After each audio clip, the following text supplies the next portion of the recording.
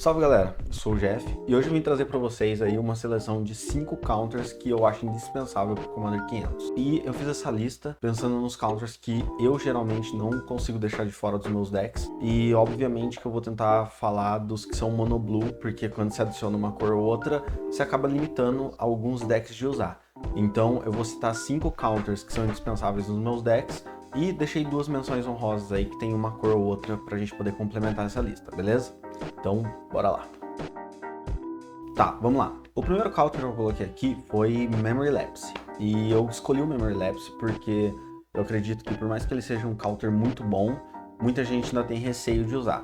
Ele custa uma mana azul e uma mana incolor, e ele anula uma mágica alvo e o controlador da mágica coloca ela no topo do deck. Pra muita gente isso é ruim, porque você não tá dando um fim na mágica, mas colocá-la no topo do deck, principalmente nos formatos mais competitivos, te acelera muito no jogo, porque o seu oponente que você deu anula vai ter que comprar a mesma carta que ele tentou castar, então em teoria ele vai perder um draw, e além disso a Memory Lapse é muito versátil porque ela anula qualquer coisa, ela não tem restrição de non-creature ou restrição de anular alguma coisa em específica. Sendo um counter de 2 manas, que é uma curva muito importante no Commander 500, eu acredito que o Memory Lapse seja um dos counters que são realmente indispensáveis para você ter no seu deck. Fora o fato de que numa Counter War é muito importante que você tenha alguma coisa que anule qualquer coisa sem restrição.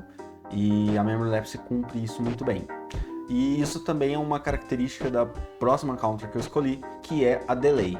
A Delay, ela é com certeza uma das counters mais conhecidas para quem joga competitivo, e ela é uma mágica de 2 manas também, uma incolor e uma azul, e que se encaixa em praticamente qualquer deck.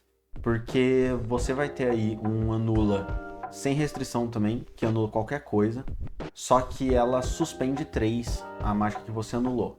Então seu oponente vai exilar aquela carta com 3 marcador temporal, e quando tirar o último marcador na manutenção, ele vai conjurar aquela mágica sem pagar o custo. A mesma coisa que acontece com a Memory Lapse também acontece com a Delay, porque muita gente, e principalmente a galera que não está muito habituada com o competitivo, acha que o fato de você não dar um fim, não mandar a mágica que você anulou para o cemitério, possa ser uma característica ruim dela, mas na verdade, quando você suspende aquela mágica durante 3 turnos, você tira ela do cemitério do seu oponente, o que impede ele de recursionar ela. Se for uma criatura, ele não vai poder reanimar. Se for alguma mágica que ele tenha uma maneira de recursionar ela da mão, ele não vai conseguir. E 3 turnos é um jogo muito longo, se você for pensar. Porque durante esse tempo que o oponente não vai ter acesso àquela carta, muita coisa pode acontecer, e principalmente no competitivo, no 500, etc., em 3 turnos dá para você reestabelecer o seu board, dá tempo do seu oponente ter mudado a estratégia, e dificilmente ele vai conseguir reaproveitar aquela carta. Então, Delay é com certeza uma counter spell aí muito eficiente. A terceira mágica que eu escolhi para colocar aqui, ela também não tem restrição e também tem um contraponto que muita gente acha ruim, que é a Arcane Denial. Ela também custa 2 manas, custa uma incolor e uma azul, e ela anula a mágica alvo, também sem restrição. Só que na próxima pick-up, você vai comprar uma carta e o seu oponente que você deu o anula vai comprar 2. Isso, à primeira vista, pode parecer muito ruim, porque você está dando draw pro seu oponente. Só que, ao mesmo tempo, esse drawback dela justifica muito o fato de que você tem um counter sem restrição, que vai parar a estratégia do seu oponente naquela hora, e mesmo que ele dê o draw, pode ser que ele não continue fazendo o que ele estava fazendo se a situação for muito crítica. Por exemplo, se ele está prestes a combar e você dá uma Arcane Denial, você está dando um anula naquela carta que precisava na hora, e mesmo que ele dê os 2 draws na próxima equipe, você frustrou os planos dele que ele iria fazer naquele momento. E por mais que seja ruim você dar draw, é muito mais importante no Commander você ter certeza que você vai conseguir anular uma mágica. Então, o Arcane Denial serve tanto para você anular outro counter que tá vindo, tipo, se o oponente estiver protegendo alguma coisa e tal, quanto para anular alguma coisa importante, porque ela não anula só non-creature, né? Ela também pega criatura, pode anular um comandante e tal. Isso faz dela um counter muito versátil, que entra na maioria dos decks, e que o fato de te dar draw também é uma coisa boa. Às vezes você tem formas de lidar com isso, muitos decks hoje em dia estão voltando a usar Notion Chief, não que isso seja comum, mas ela é um counter que eu particularmente gosto muito e eu não vejo problemas nesse drawback dela. assim como muita gente que usa também não vê. Então, acho que dá pra se dizer aí que, tanto pela popularidade quanto pela eficiência dela, a Arcane Denial, desde o CDH, é um dos counters mais importantes que a gente tem no cenário competitivo. A próxima carta é, na minha opinião, a melhor counter do Commander 500. Para quem acompanha as nossas lives sabe qual que eu vou falar, porque eu gosto muito, muito, muito dessa mágica e eu acredito que para esse cenário do competitivo com budget, no caso do Commander 500 e algumas outras variantes, ela seja o counter que resolve a maioria dos problemas, que é o Spell Snare. O Spell Snare é uma counter de 1 mana azul e ela anula a mágica alvo que custe 2. E à primeira vista a gente pode até pensar, nossa, se vir um problema muito grande, a Spell Snare não vai resolver. Só que nesses formatos competitivos, a curva 2 é a curva mais importante para a maioria dos decks. Todos os counters que eu falei antes, eles custam 2. A maioria dos counters custam 2, que tem jogando no formato, e as outras custam 1.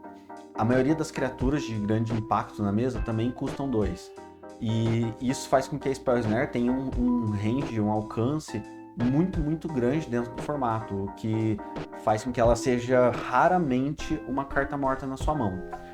Isso acontecia muito com Mental Misstep na época do CDH, que era uma carta muito requisitada porque as mágicas do CDH costumavam custar 1, ou os keeps das mãos dos jogadores costumavam manter muita carta de custo 1 na mão, e você ter uma Mental Misstep para poder parar o primeiro turno do seu oponente era muito bom, até porque ela custava, entre aspas, 0 mana, só que por 2 de vida você poderia castar ela com mana Phyrexiana. No caso do 500, o jogo não é tão rápido, o jogo não acontece tipo, com um grande impacto no primeiro turno. Então é muito mais provável que você vá usar a Spell Snare do turno 2 ou 3 para frente, o que faz com que ela consiga realmente anular muita coisa importante dentro do formato. Tanto que a Mental Misstep no Commander 500 ela não joga muito, às vezes você vê um deck ou outro, mas eu mesmo não aconselho usar. Enquanto a Spell Snare é praticamente aí um pau pra toda obra quando você está precisando de um counter. Eu também acredito que o fato dela custar 1 mana seja um diferencial, porque você tem outras counters com restrição que a galera usa e que custam 2 manas, mas que são boas por parar muita coisa. Ou tem um drawback, igual as que eu falei antes. A Spell Snare ela tem uma restrição, mas ela não tem um drawback, ela custa 1 mana só. É muito difícil você chegar num momento onde você pensa assim, poxa, essa carta não é útil. E tem um detalhezinho que pouca gente se liga, é que um dos poucos free counters do formato, que é o Misdirection, que pode mudar o alvo de uma mágica, não consegue parar o Spell Snare se ela for a única mágica na pilha. Porque você vai precisar direcionar o alvo da sua Spell Snare para outra mágica que tenha custo 2. E muitas vezes acaba que tá somente ela e a counter que você já queria anular na pilha. Ela não pode virar o alvo dela para a própria Misdirection. Então é muito difícil você tomar uma Misdirection em cima do Spell Snare. Por fim, eu acho que esse é o counter mais usado no Commander 500. É um dos melhores. Ele tem uma restriçãozinha, mas eu acredito que tanto pela popularidade, quanto pela forma que ela está presente nos decks, quanto pela efetividade dela nos jogos, ela seja um dos counters mais presentes no formato, mais importantes do formato, que é o Negate. O Negate é o tipo de carta simples, direto ao ponto. Você anula uma mágica que não seja de criatura. Custa 1 mana incolor, 1 mana azul, e simplesmente resolve o problema que você tem ali na hora, se não for uma criatura. Daí a gente pode até pensar, poxa, mas todas as que você citou até agora não tem esse tipo de restrição e a Negate que tem tá aí em primeiro lugar.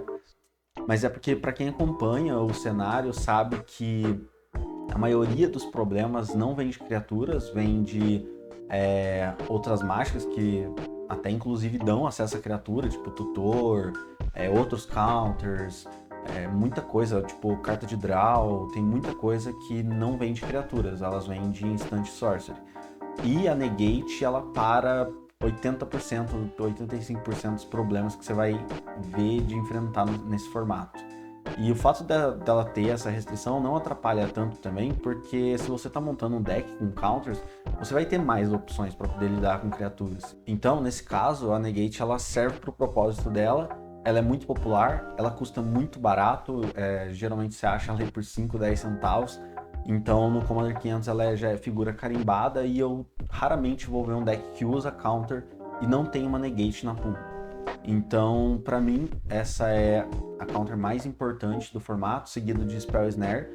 Mas muita gente opta por não usar Spell Snare, mas mesmo os que optam por não usar Spell Snare, sempre tem Negate no deck.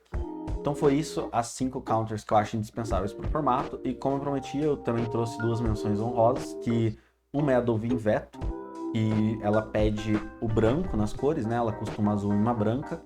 E ela não pode ser anulada. Ela também anula uma non-creature, mas ela não pode ser anulada. Muitas vezes eu já vi jogo ser ganho por conta da Dovin Veto não poder ser anulada. Às vezes você tem medo de jogar a sua counter e o oponente dar outra em cima, e isso não acontece com a Dovin Veto porque ela mesma se protege. E também queria falar da Draw in the Lock, que ela exige preto, mas ela traz uma versatilidade gigantesca. Você pode destruir uma criatura ou anular uma mágica. Ela tem uma restrição, que é o número de cartas no cemitério e tal, mas na maioria das vezes isso não é impeditivo, porque as mágicas costumam ter custo baixo e, na pior das hipóteses, se seu oponente já tiver levado o jogo para um mid-late game, ela ainda serve como um removal de criatura muito eficiente. Então, pelo preço de todas essas cartas que eu falei, pela eficiência delas, pelo alcance que elas têm dentro do formato e etc., eu acredito que essas cartas que eu disse são indispensáveis se você quer colocar counter no seu deck. Então é isso. Obrigadão a todo mundo que assistiu. Espero que vocês tenham gostado da lista. Se tem algum counter que vocês também acham indispensáveis, deixem aí nos comentários. E se inscreve aí no canal, deixa um like pra gente. Acompanha lá no Insta, que eu vou deixar aqui embaixo. Acompanha também na Twitch. A gente faz lives esporádicas, tá rolando o evento aí, o Commander 500.